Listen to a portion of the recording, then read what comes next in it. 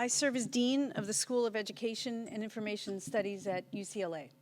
And I will plug our school. We are the #1 public school of education.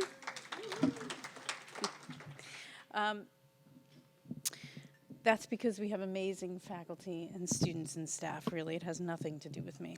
So, Hillary Clinton's 1995 book, It Takes a Village, presents an important argument for Americans to consider: that the wellness of our children, and by extension, the success of our society, is a collective responsibility. That no one person should be asked to succeed in the monumental undertaking of raising a healthy child without support, and when the support is well conceived, organized, and available, we're all better for it. I can't tell you how many times since reading Clinton's book over 25 years ago, I found myself in a meeting, in a discussion with a colleague, or listening to my sister describe her experiences as a parent of a severely disabled child, voicing the words, often softly, "It takes a village." Although I must admit, the sentiment often felt to me to be a bit pedestrian. But this argument has taken on a renewed importance, particularly as it relates to education and the success of our children in schools. A year ago, the Carnegie Corporation of New York released a report as part of its Future of Learning and Work series, in which it describes the critical demands we place on our education system. The report notes that unlike when our U.S. educational system was first conceived, intended only for the sons of the white elite, we now ask our public schools to prepare all students for lifelong success in school and work. This is an ambitious goal and one that we must actualize. And to do so, we need to center educational equity in all that we do. Equity for our traditionally underrepresented students, especially those living in zip codes that have been impacted so greatly by historic, systemic, and systematic racism. And equity for children whose learning is impacted by biological and/or environmental developmental learning complexities. The best, most experienced, and highly regarded educational scholars and practitioners have been asked to serve our state in developing a set of progressive policies designed to meet the goal of preparing all of California's students for success in school. We have an opportunity to achieve lasting improvements which will require our schools and our educators and our instruction, our notions and approaches to look different than they do now. All who share in the education enterprise will need to do so in new and different ways. I would like for you to take a moment. Please imagine a different school system. Start with a classroom, then a school, now a system of schools. Who's talking? What languages are they using to communicate? What technologies are present? What is their purpose? What is missing from what we now see when we walk onto a school campus?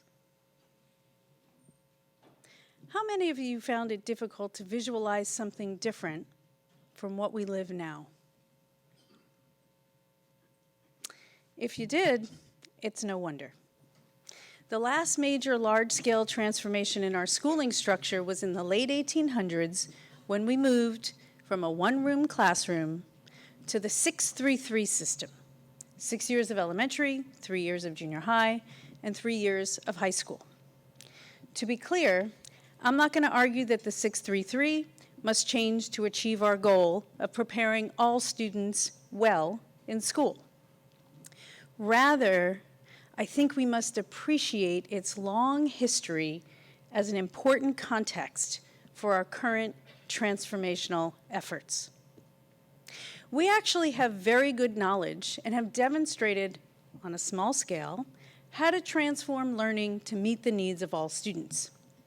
Let me share with you an example from my world. At UCLA, we forged a deeply engaged partnership with one of, if not the, lowest performing middle schools in LAUSD. Built for a capacity of 1,500 students, the school saw its enrollment peak at almost 1,800 before dropping down to its lowest point of less than 300 students in 2016, the year we officially launched our partnership. The great majority of students left at the school, had an IEP, and were also system involved, foster or homeless youth. The loss of students led to a reduction in the school's budget and long-term faculty positions. Left, again, were less than a handful of permanent credentialed teachers. We began our work 2 years prior to entering the 2016 partnership. 2 years of collaborative work with the community, school, and district.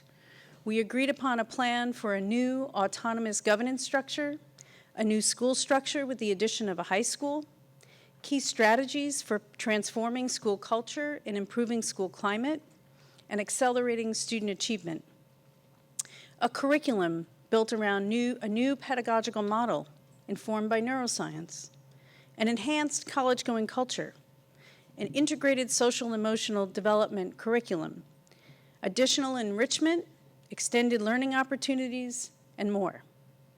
It also involved engaging students from our UCLA teacher education program at the school as residents and then placed as full-time, long-term credentialed teachers at the school. It's now 2022.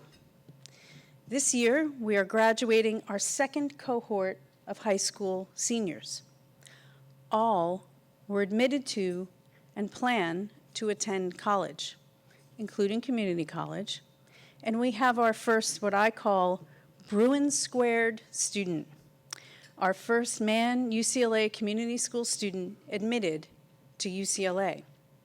I don't have to tell you what a remarkable achievement this is. So it's not that we haven't seen success, but we haven't yet cracked the code as to how to weave our growing and deep understandings and experiences into a system that has proved so difficult to change, in part because it's conceptually and in many cases physically built on a foundation that is more than a century established. Combine this with our size. Some fun facts I'll share with you all. Our state has over 1,000 districts, 10,000 public schools. It educates 6 million children.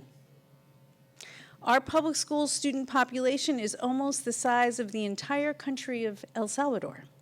It is larger than the country populations of Singapore, Denmark, Finland, Norway, and Ireland, each of which have populations in the 5 millions.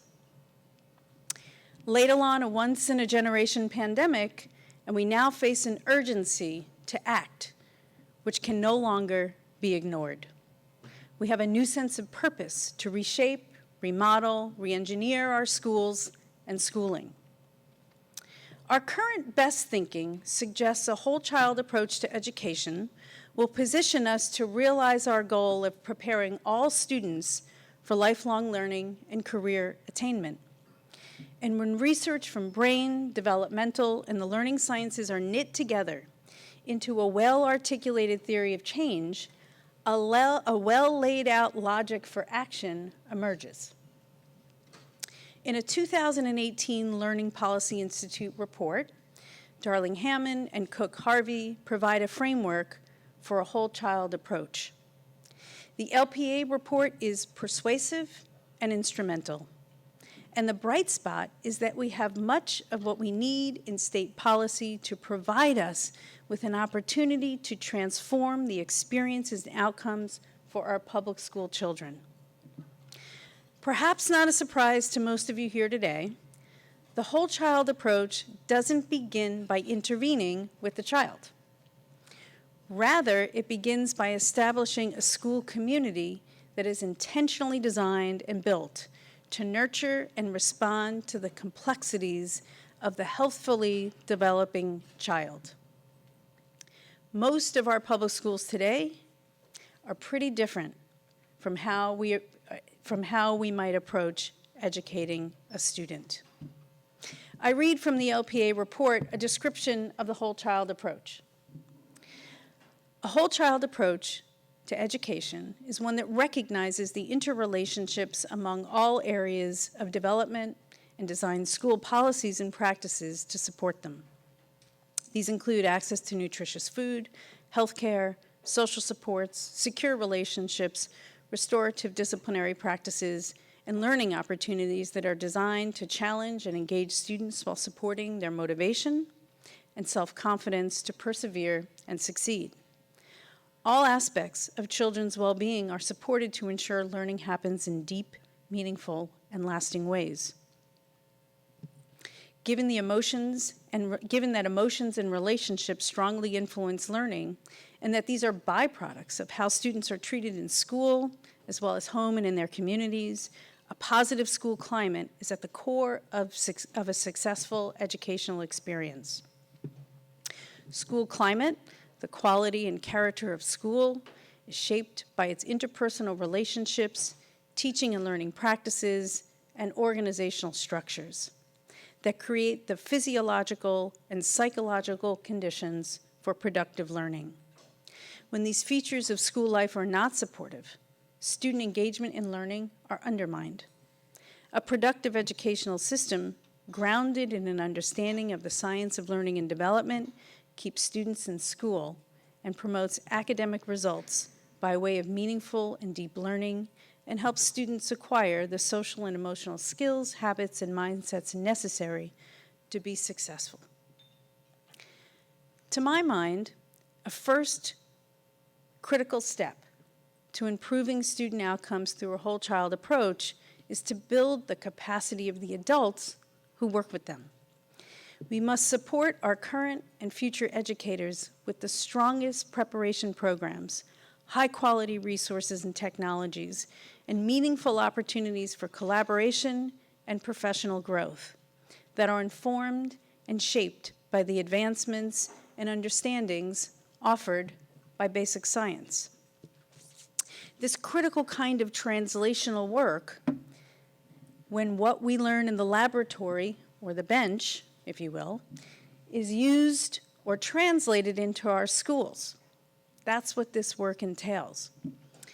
So it sounds linear, perhaps even formulaic, but I can tell you this is challenging, complex, and collaborative work, and it is not perfect science.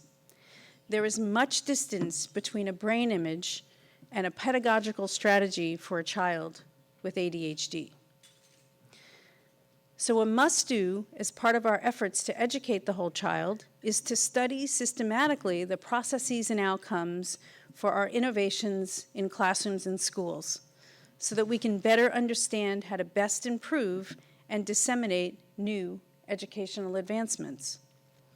I share a brief example of how this works at our UC-CSU Collaborative for Neurodiversity and Learning, which was established by the state in 2019. Neuroscience researchers at UCSF are studying the dyslexic brain. We're going to hear a bit about that today, too.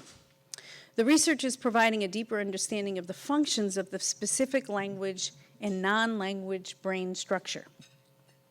The same neuroscientists are engaged with faculty from the schools of education at UCLA and Cal State Northridge. An objective of this collaboration is to develop new ways to teach our teachers, pre-service and in-service, to identify and support struggling readers, no matter what the origin, organic or not, of that child's struggle. These experimental educational strategies are then being studied in practice to test whether newly developed approaches and pedagogies are effective, with whom, when, and even why. To do this same kind of work in other areas, such as math, And to spread the work across the state, that is, to successfully move to a whole child approach to scale, will require supporting work in the following 8 areas: basic and foundational research, fostering basic and foundational research at the intersection of neuroscience and education, including areas that throw light onto trauma, dyslexia, executive function, audiovisual processing, anxiety disorder, ADHD, autism spectrum disorder, and other relevant areas, and identifying further areas for brain research that will be most impactful for K-12 student success. Translating and disseminating that basic research. Number 2, translating emerging research into knowledge that makes it possible for educators to understand how children's brains are constructed for learning and to identify specific barriers to learning. Providing opportunities to learn about the impact of traumatic experiences on the growing brain, and translating this knowledge into practices that educators and school counselors can use to support students' complex learning needs and those touching the juvenile justice system. 3, professional development for practitioners. Creating and implementing a whole child-inspired professional development program for teachers, school counselors, school leaders, and others in areas of pedagogy, curriculum development, assessment, and personalized learning, informed by that latest research. Intended to support diverse learners, their social and emotional well-being, and then dissemination of these practices, a set of state guidelines for diverse learners, creating models of educational excellence that will be disseminated across the state via UC and CSU teacher training programs, building capacity for large statewide programs to provide professional development for all current teachers. Screenings and direct holistic interventions. Designing and implementing a screener or a needs assessment for social and emotional issues affecting a student's ability to learn and other learning challenges. Coordinating, studying, and supporting efforts to build capacity at the state level for supporting school district, county offices of education, and charter schools in providing early intervention services and personalized learning supports for neurodiverse learners. Support and training for social and emotional wellness in schools. Supporting the state's new social and emotional and learning guidelines by leveraging school counseling and social emotional programs and partnering with the Mental Health Oversight Commission to train, equip, and support health clinicians and social emotional counselors for placement in California schools to increase ready access to mental health services for students in need. Innovative education technologies. Developing opportunities for California to become a leader in innovative educational technologies and new ways to use existing technologies that are responsive to student learning profiles and the manner in which brains learn, and translate such innovation into K-12 classrooms as personalized learning tools. Number 7, program evaluation. Developing mechanisms for evaluating the effectiveness of all programs, including the development of achievement benchmarks, evaluation protocols, instruments, and procedures. And finally, 8, effective policies. Provide subject matter expertise and serve as a resource on education-related issues most relevant to policymakers. Develop a feedback loop between researchers, practitioners, and educators to assess the effectiveness and change management impact of policy initiatives. The UC and CSUs together from across our state are well positioned to do this work. We can ensure that we can have a whole child educator in every school, in every classroom, in every school. People who foster an educational awakening with an understanding of and appreciation for a child's potential, regardless of her individual life or community circumstance. Educators who have a capacity for bringing forward this awakening in her. This will require us to move outside of our campus and segment silos, to garner and leverage the collective scientific, intellectual, and practical creativity of our human capital. We have the power to elevate education for our children for what it is best at, a transformational human endeavor. Now is our time to learn and grow together. While not perfectly aligned, we are indeed best positioned right now to create what might be a once-in-a-generation change, so that our children may be inspired to teach in the very schools that served them so well. Education is a vital and vitalizing human activity that indeed takes a village. Thank you. Let me tell you a little bit about, a lot of you probably don't know about UC Hastings. We are right in the heart of San Francisco. We're one block from City Hall, one block from the California Supreme Court. We're surrounded by a couple of federal buildings. We have existed since 1878 when we were founded. And we are building really what fits in to the theme of this conference in San Francisco, what I like to call the academic village. We are creating interdisciplinary partnerships. I was the founding director of a collaboration with UCSF, and I also have an appointment in the medical school at UCSF, called the UCSF UC Hastings Consortium on Law, Science, and Health Policy. And since about 2009, it's really led great opportunities in research, education, and service to integrate and create multidisciplinary opportunities between that great health sciences university, UCSF, and UC Hastings. As we build, we just built a 59,000 square foot new academic building. We're building a 14-story building on our old academic site that will have 655 units of housing, and UCSF will have 35% of that housing. And so we're going to have medical students, pharmacy students, dental, nursing, graduate students literally integrated directly into our campus. Sam Hawgood has been a champion of this relationship. He's the chancellor, of course, of UCSF, and for years I asked him for a shuttle stop on our campus, and he said, that's really above my pay grade, even though I'm the chancellor. We can't do that, and so now we're spending $360 million to build a building that will have 250 or so UCSF students, and we got the shuttle stop. So we, only $360 million later, and we got that. So let me get into why I'm here. First of all, I think that lawyers, whenever I meet with my general counsel, he always begins with what I should not be doing, with the risks, identifying what the barriers are, to put it in the terms that we're using today. And if you're going to break barriers, you need to identify what those barriers are, and then figure out how best to break them.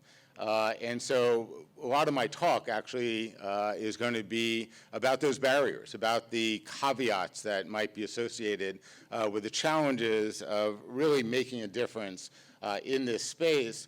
But I'm going to begin much more positively and talk about an initiative that is really quite fantastic between, and a collaboration between UC Hastings, UCSF, and UCLA.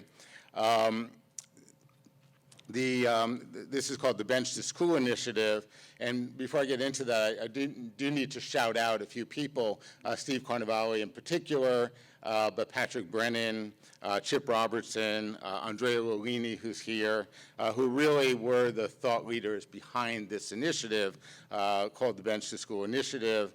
And this is really being led by Tina Christie, Mary Lou Gorno-Tempini from UCSF, and myself at UC Hastings.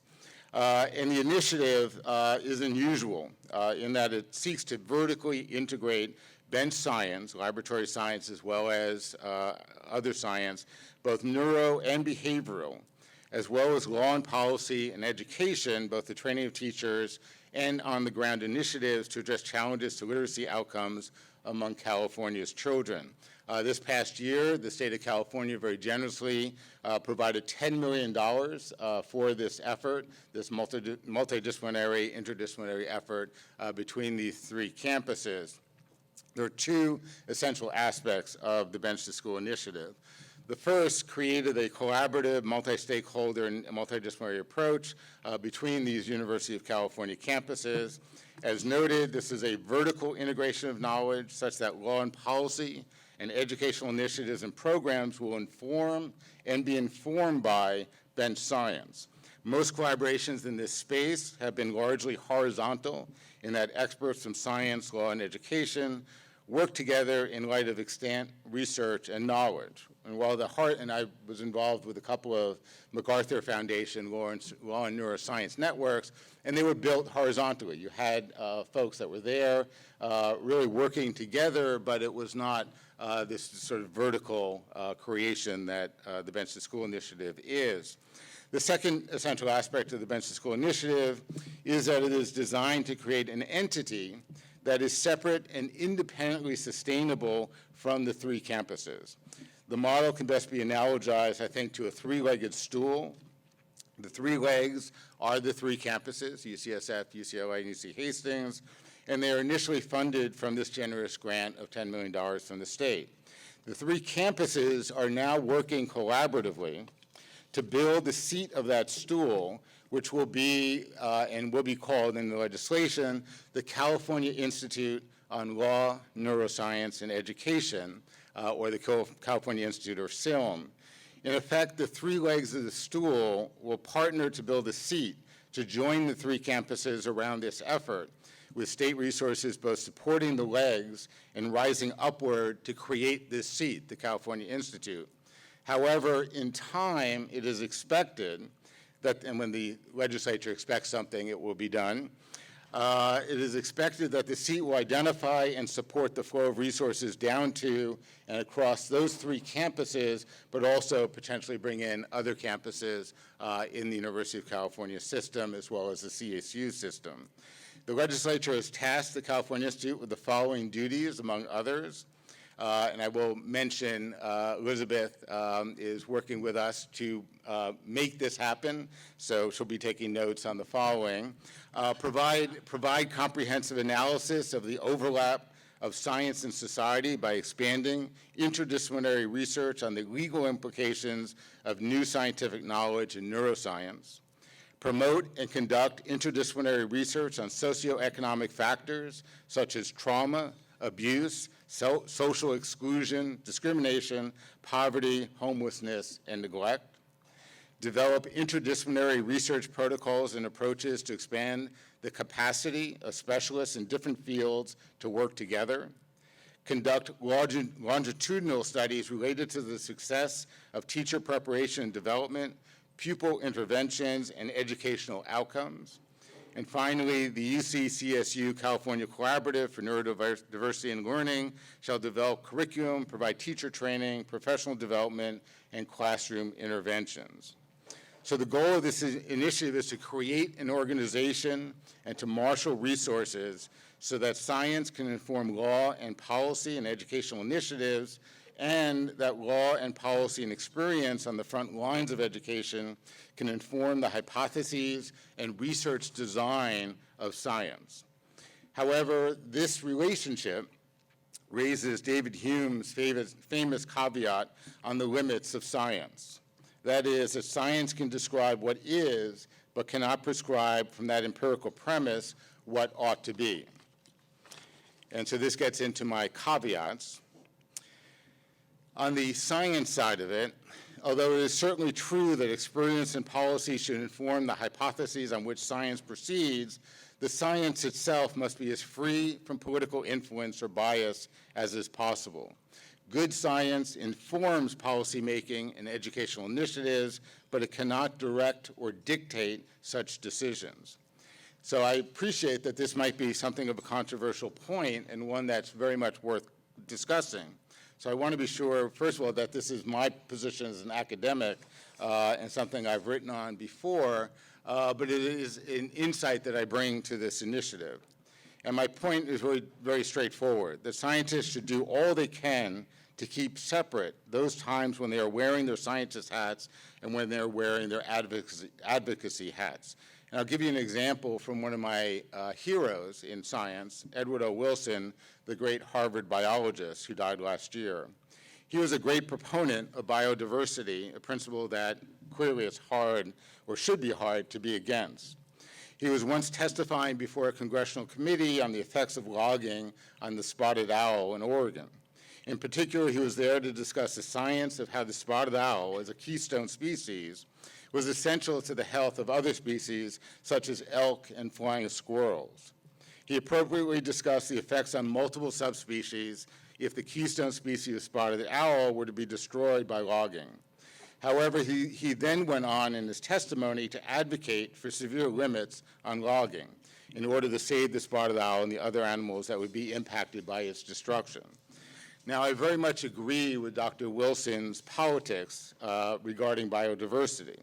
However, in my view, it's not science to say that protecting spotted owls should be preferred over logging jobs in the great Northwest of the United States. That judgment is ultimately a policy question, not a scientific one, and requires a balancing of values and ethics in light of the science.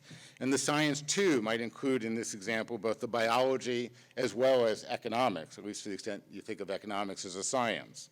As I said, I do think that this is a somewhat controversial position to take, but I think it's actually one that's imperative for scientists themselves to take.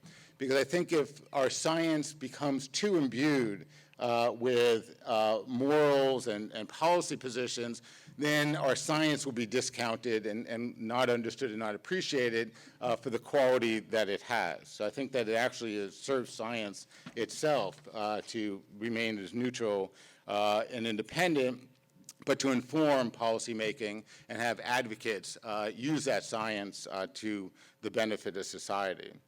On the law and policy front, while law and policy needs to be informed by the science and help to guide and regulate educational initiatives, the task on the policy side is not always straightforward, and for lots of reasons. I teach constitutional law, so I see these cases all the time, and this one is somewhat complex. So the title of the panel here is, quote, "Why We Must Serve and Support the Whole Child and Family." And so when I read that, I thought, well, without question, that's something that we should advocate for and be behind. However, time and again because I teach these cases, I see it, we see that what is necessary to serve and support the whole child may not be consonant with what supports the family or what is usually at odds in these cases, the parents. Indeed, when one thinks about the school-to-prison pipeline, the interests of the child and the parents might not always be aligned when, in particular, you're dealing with behavior disorders. The potential conflict between child and parents is not at all alien to the law. Areas in which has been the subject of significant constitutional litigation include, as I'm sure you all know, parental consent notification for abortions, a case like Hodgson versus Minnesota, voluntary commitment of minors to mental hospitals, Parham versus JR, medical treatment, of course, education with Wisconsin versus Yoder. The fundamental structure of constitutional decision-making is well to keep in mind. The Constitution gives the majority the power to legislate subject to limitations of fundamental rights, such as those embodied in the Bill of Rights. Both parents and children have such rights in our Constitution, but those rights are enforceable against the state and usually involve a balance of the state's interest in either protecting the parent's interests against the rights of the child or the child's interests against the rights of the parents. In other words, in virtually all legal constitutional conflicts in which the interests of child and parents diverge, the state has chosen one side or the other for its policymaking. Therefore, when the government legislature acts in the best interests of the child, they will often either be acting on behalf of the parents or against the interests of the parents in terms of their decision-making. When it is the latter, when against the interests of the parents might have a claim under the Bill of Rights as parents, and the court has recognized a fundamental right to parenting. Parents have a constitutional right in that sense. However, parents do not have rights that are exercisable against the child's fundamental rights. Hence, for example, when the government legislates to require parental consent to an abortion or gives parents the power to voluntarily commit their child to a mental hospital, the parents' interests and effects support the government's power to act, very often against the child's fundamental right to due process or liberty. The constitutional analysis, when a child's rights are at stake, requires taking into account both the government's interest generally, which is the parent's patriarchal interest, as well as the parent's interest in parenting. But the rights analysis is very much on the child's side of that constitutional equation. So the point I really just want to be clear on here is that as we proceed and are looking at interventions and operating on behalf of children and families and parents, that there are inherent difficulties, complexities, and conflicts that might arise that we are best able to deal with if we anticipate them before the fact rather than after the fact. And then finally, with education, educational initiatives play out very much along parallel lines to that of law and policy. Specifically, many proposed or possible educational reforms will be based on research but involve value choices, especially around predictions associated with individual children. And perhaps as I will talk about in the next section when we get into the neuroscience, there are inherent limitations to bringing scientific findings to bear on individual children. What we might be able to say about groups or populations, we might not have confidence in being able to say about a particular child. This is a phenomenon in the law that's actually pretty well known in the law called the G to I problem, the group to individual problem. So science is invariably based on group or population statistics, but the question of whether a particular instance is an instance of some phenomenon is not always easy to determine. I'll give you a very simple example that comes from the law. If you have a case where a plaintiff is claiming that his non-Hodgkin's lymphoma was caused by exposure to Monsanto's glyphosate, which is in Roundup, we know with a fair degree of confidence that the risk of getting non-Hodgkin's lymphoma from being exposed to Roundup is above 2 times the risk. And that is based on epidemiology, it's based on toxicology. So we can say something about populations. Whether an individual's non-Hodgkin's lymphoma is attributable to his or her specific exposure is a much more difficult statistical problem. And that's the group to individual problem.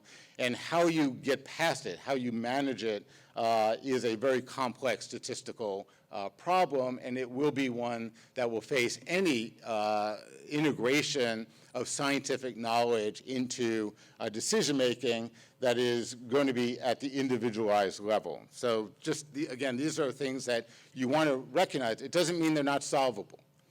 In fact, once you recognize the problem, and I've written an article on exactly that issue in the toxic tort area, once you've identified the problem, then you go about managing the problem and solving the problem. But if you don't see the problem in the first place, especially as a consequence of the nature of science, then you never get around to truly addressing it.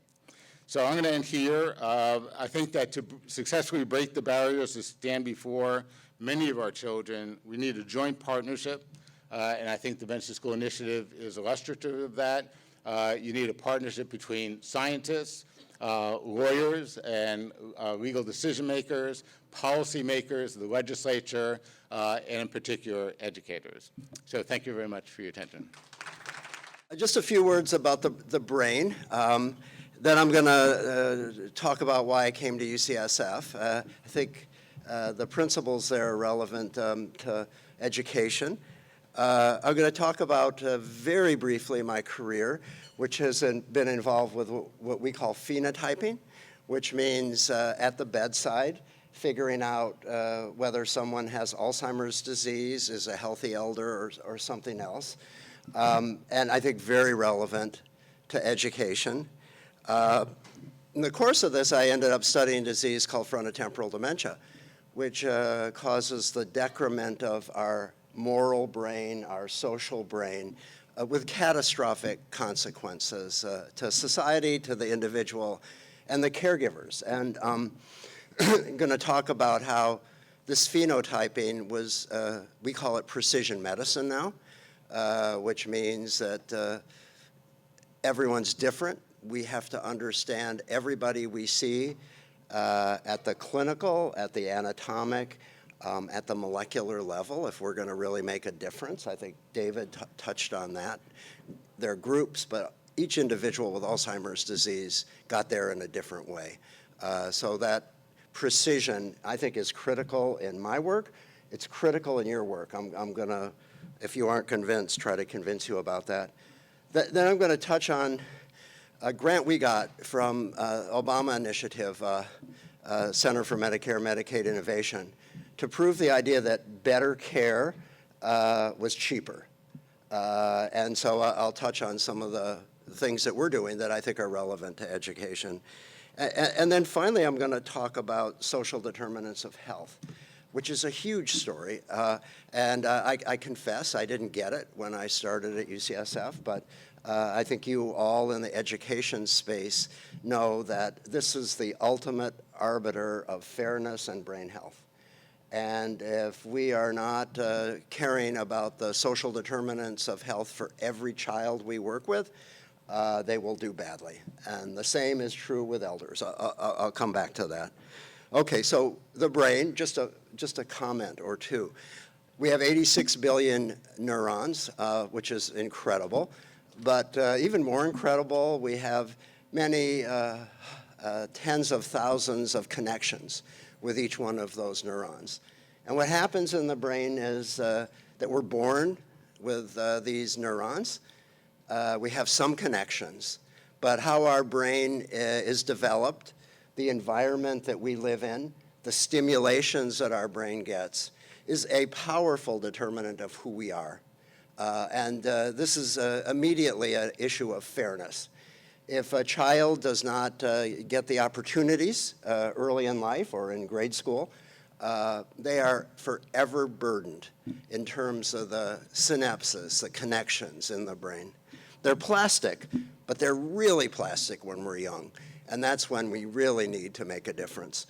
Just one little story. So we have a global health program where we work with people from very poor regions in the world. Elisa Rezende comes from Belo Horizonte, Brazil. 35% of the people in Belo Horizonte don't know how to read. So she brought a set of images to UCSF from people age 60 and over and classified their educational restraints and what they'd done. And we analyzed those images, and amazing. Even though these are healthy elders, if you had less than a 4-year education or the equivalent, your hippocampus was statistically smaller than other members of the society who had actually learned how to read.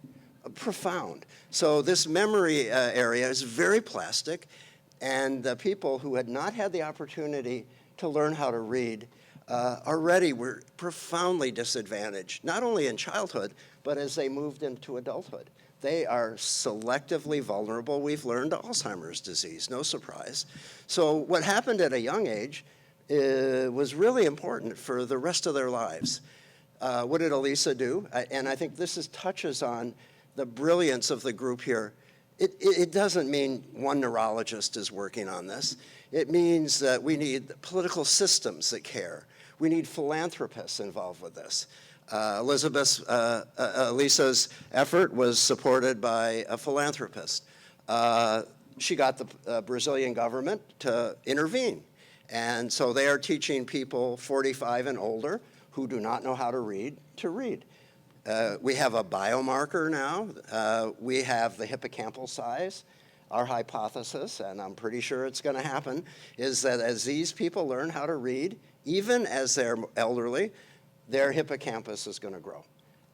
This is a protection against Alzheimer's disease later in life. Okay, that's just one story of the brain and fairness. So when I decided to come to UCSF, it was the hardest decision I ever made. My family was against it. Everyone I knew was against it, except my dad, who was really smart, and my friend Dan Geschwin, who I'll mention in a minute. And, uprooting a family, it was horrendous. But there were three things that made me decide to go to UCSF, and in no particular order. One was they had great neuroscience. I was recruited by Stan Prusner, who's a Nobel laureate. He's changed the way we think about neurodegenerative diseases. The neuroscience was rich and deep, and I just couldn't wait to start to take that neuroscience and translate it into elders. So that was really exciting. Just to touch on how powerful this is in California. So our program was just neurology, neurosurgery #1 in the United States, which is really hard in a system that is really biased toward the East Coast. So anyways, think of all of the resources in that system who think about the brain every day. So that was one of the things that I really cared about. I still do. The second thing was the social determinants of health. I saw people who really, really cared about our community. They'd done something profound with HIV, and I knew they were going to do something profound with aging and underserved populations and I'll come back to that too. And then the third was focus on quality. So I think these are all things that are very relevant to education. I'm going to try to convince you. I know you don't believe me, but they really are. Okay. So my career. I wanted to go into education. I was an English education major at the University of Wisconsin. Not a particularly good student, but passion for children. My mom was an arts educator. I remember working with her underserved children on a Head Start program, making sculptures on a beach. So I always had a passion for education, but I fell in love with science, and so I diverted my path a little bit. My major focus, and I think this is very relevant to reading and learning disabilities, was what we call phenotyping. This is determining what a disease looks like at the bedside. So when I was starting in this, and my teacher, Frank Benson at UCLA, was a profound thinker in this space, but everything was Alzheimer's disease. The consequences of that idea were catastrophic. Billions of dollars were devoted to clinical trials for people with Alzheimer's disease who didn't have Alzheimer's disease. People were given the wrong medications. It goes on and on and on. So until we phenotyped properly, we had no possibility of developing smart therapies. And I think we were held so far back with that we're just beginning to recover today.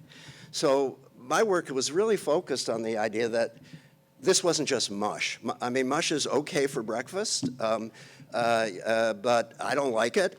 And, it's terrible for your kid if all they think about is this is one thing, this is learning disability.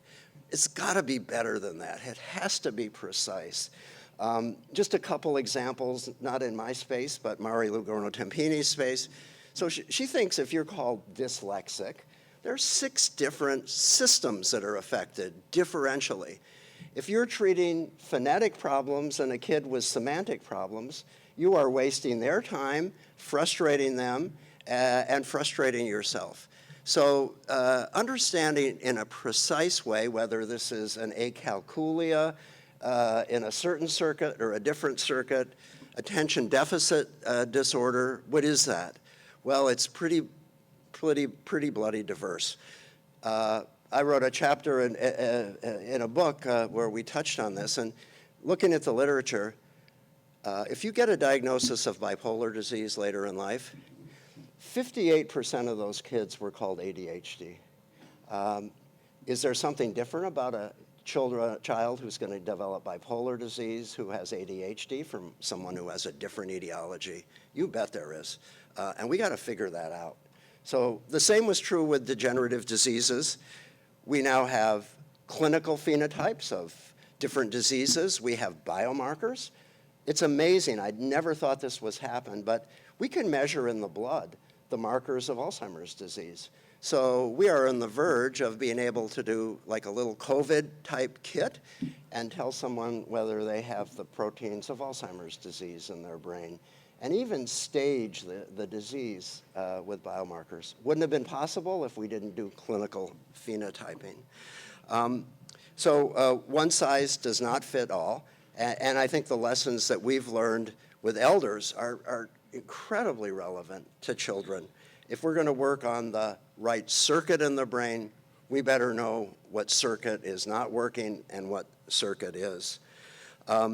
Okay, so circuits. In 2008, Bill Seeley, one of a MacArthur Genius Award winner who works with me, started to tell me, well, we have circuits in the brain, not just brain areas. And these circuits, we're born with them. They wire together, although loosely wired when we're born. They fire together electrically. How they fire is determined by the environment, internal and external. That wiring happens and allows us to develop extraordinary strengths in different areas. We're all different. We all have different phenotypes. We all have different circuits. But that wiring process is really the critical one for healthy education and for healthy aging. So if some of that wiring doesn't work, you can start to develop a neurodegenerative process. That circuit begins to die. You lose function in that circuit. And that's how we determine what disease someone has. Is learning early in life important to that? Absolutely. Mari Liu and her group have shown that if you develop a language variant of Alzheimer's disease, 50% of the time there is a history of dyslexia. If you develop a disease called posterior cortical atrophy in the back of the brain, a similar number of people had learning disabilities related to visual spatial functioning. So that wiring, which we have to develop when we're young, if it doesn't develop right, it makes us vulnerable later in life. What do the kids, what do the adults that we see need? They need a multidisciplinary clinic. They need personal attention, whether it's nurses, neuropsychologists, neurologists, psychiatrists, incredibly important. So what should we do in these big clinics? State has funded Center of Excellence. I think this is so important. With all that we've learned about Alzheimer's disease in the state, we also know that most people with Alzheimer's disease are still misdiagnosed. I think the same will be true with dyslexia. So it's really going to be important to start to develop centers of excellence where we know the diagnosis is right and when we can translate this into the system and help educators. Okay, care burden extraordinary. In our patients with frontotemporal dementia, we learn that often the caregiver dies before the loved one. As have I interacted with parents of children with dyslexia, the teachers, the burden of disabilities in school is just unbelievable. We developed with the Obama Initiative a program where we have something called a Caregiver Navigator. This person connects with the family 24 hours a day. They are available to translate our care team's work to the family. What did that do? It saved costs. It led to fewer emergency room visits. It protected the health of the caregivers.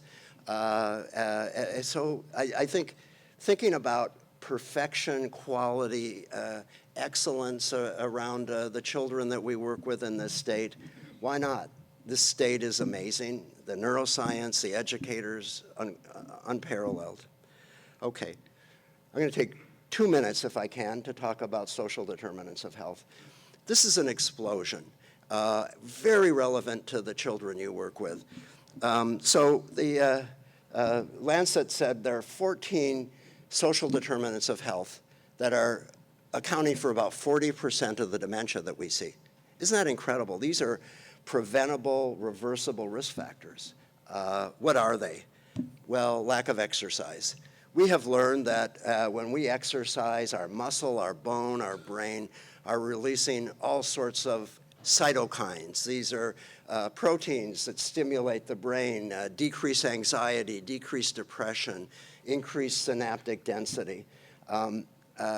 School systems without exercise, children who don't exercise, you're going against the stream. Sleep, We now know that the sleep not only helps us to consolidate our dreams. If you're teaching children in school and they're not sleeping properly, they're not going to consolidate what you teach them. It also does something extraordinary. If you don't get into deep sleep, you don't activate the system in the brain that you have to get rid of bad proteins. So isn't this amazing? We have our own internal system in the brain to get rid of amyloid and tau. Only allow us to get into deep sleep. Forget all the neuroscience, right? We're developing antibodies against those. But we have our own system, and our children have to, sleep well. Loneliness, being lonely, socially isolated. You all know about this during COVID. In elders, it is a little bit the equivalent of moderate smoking. So being isolated and lonely as an elder dramatically increases the likelihood that you'll get Alzheimer's disease. I won't go on, but think of the implications for education about these social determinants. And I'm just touching the surface of this. Finally, the last thing I'll say is I've learned a lot about social brain. We ignore it. Neurosurgeons call it silent brain. It doesn't talk, but it's probably the most important part of the brain that we have. It's the right hemisphere. It's involved with empathy, detecting the emotions of others, thinking about fairness for others. And I think the task in education is to develop that side of the brain in exactly the strong way that we activate the left side of the brain, which is involved with language, calculation, et cetera. So I went a little over, but thank you.